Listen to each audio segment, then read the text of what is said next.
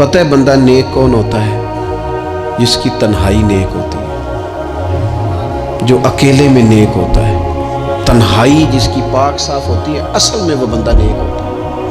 ہمارے ہاں نا بالخصوص نوجوان نسل سے کہوں گا، تمہارے پاس سہولت آئی ہے موبائل کی، تمہارے پاس سہولت آئی ہے انٹرنیٹ کی، لیکن دیکھنا اس کی وجہ سے کہیں تمہاری تنہائی ناپاک نہ ہو جائے۔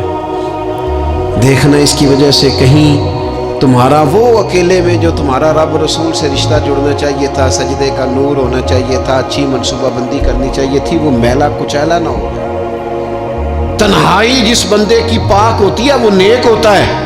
محفل میں تو ساری اچھی اچھی باتیں کرتے ہیں، محفل میں تو سارے لوگ ہی نیک ہوتے ہیں۔ یہ صحیح بخاری میں حدیث ہے، نبی اکرم صلی اللہ تعالیٰ علیہ وسلم نے فرمایا، میں اپنی امت کے کچھ ایسے لوگوں کو جانتا ہوں جو قیامت کے دن تہامہ پہاڑ کے برابر نیکیاں لے کے آئیں گے۔ تہامہ پہاڑ تھا ایک بڑا سفید رنگ کا، اس پہاڑ کے برابر وہ نیکیاں لے کے آئیں گے، لیکن فرمایا اللہ تعالیٰ ان کی نیکیوں کو ہوا میں اڑا دے گا۔ حضرت ثوبان رضی اللہ تعالیٰ عنہ نے عرض کی، یا رسول اللہ صلی اللہ تعالیٰ علیہ وسلم ہمیں یہ معاملہ کھول کر بیان کر دیں۔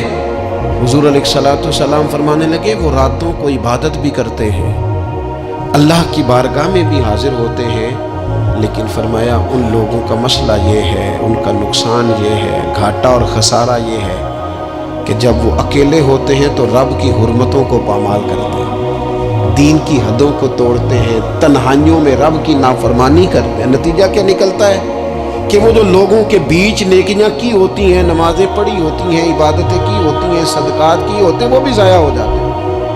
اگر یہ لوگ اپنی تنہائی پاک کر لیں تو ان کی باقی ساری عبادتیں بھی محفوظ ہو جائیں۔